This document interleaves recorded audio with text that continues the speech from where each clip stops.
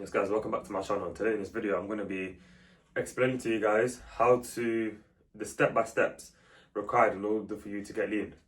So to not waste the time, let's get right into the video. So we all know by now, to get lean and to lose body fat in order to get lean, you need to be in a conservative, consistent calorie deficit. That's number one. Now, the problem is, it's all about calories in, calories out. They automatically think that they don't need to worry about their nutrition. They don't need to worry about their macros, or also known as macronutrients, their micronutrients as well, and their training, their hydration, all of these things. They just think it's a calorie deficit and that's it. However, well, of course, calorie deficit is number one, but you got to understand that to lose body fat, it's more than just a deficit. So step by step, I'm going to be telling you guys how to lose body fat in the most sustainable, efficient and corrected way. So you want to be cutting your calories down by just below maintenance. So I'd say 200 to 250 calories, or you can slightly push it to 300 depending on how much body fat you have. But let's say, for argument's sake, you're 20% body fat and trying to get to 10%, then I'd recommend cutting just below your maintenance, which is around 200 calories below your maintenance.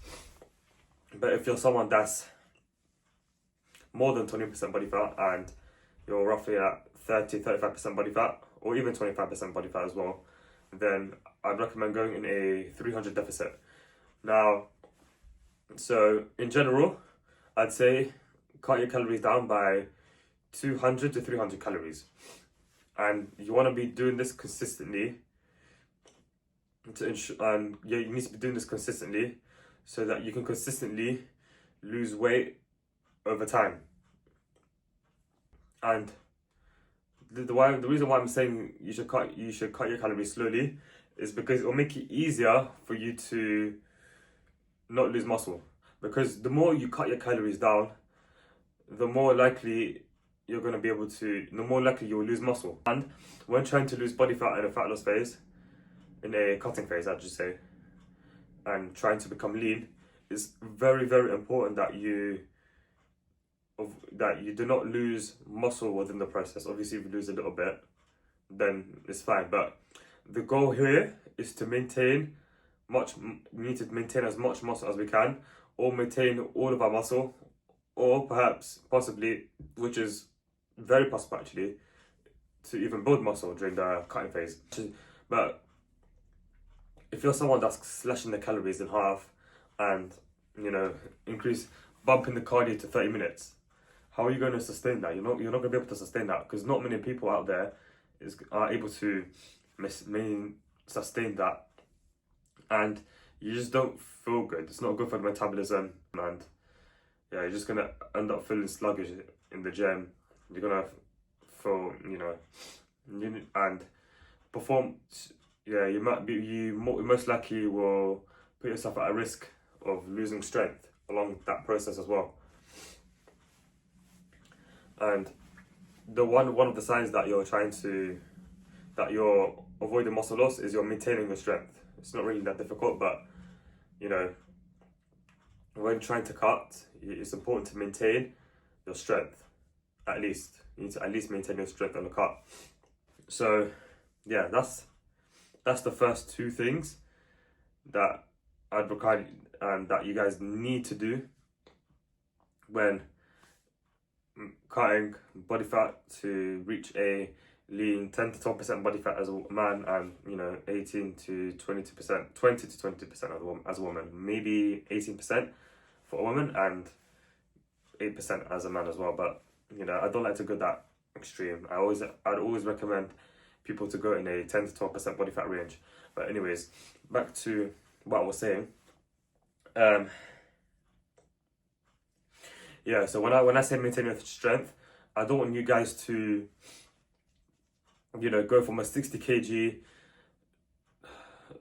chest fly to a chest fly. Why am I doing chest fly? This I don't want you guys to be going from a 60 kg chest fly to a 40 kg chest fly. You need to make sure you maintain your reps with the same weight, or even possibly build your strength, or even possibly progressively overloading. But yeah, enough of this yapping. The next thing I want you guys to do is you need to create yourself a structured meal plan. You need to create yourself a structure. You need to ensure that you're also keeping the same structure.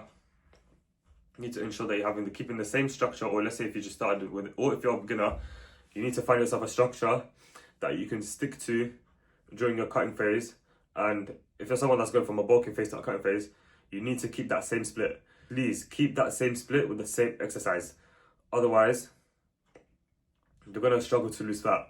It's important to keep that same structured split, because you've got to understand that what built your muscle is what's going to keep your muscle. So yeah, you need to have a structure within your workout split, and you need to also have a structured meal plan as well.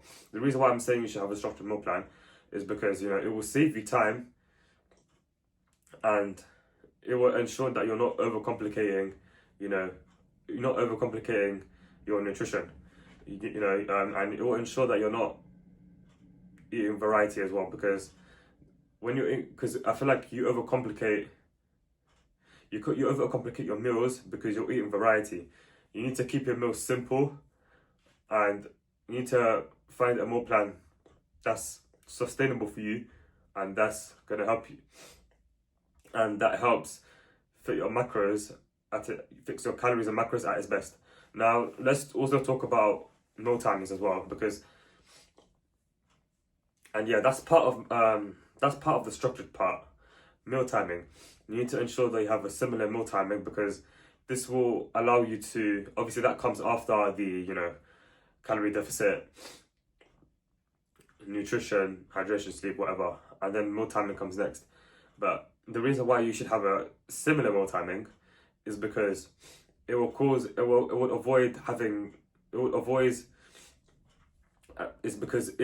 avoid you experiencing hunger all over the place. It will allow you to,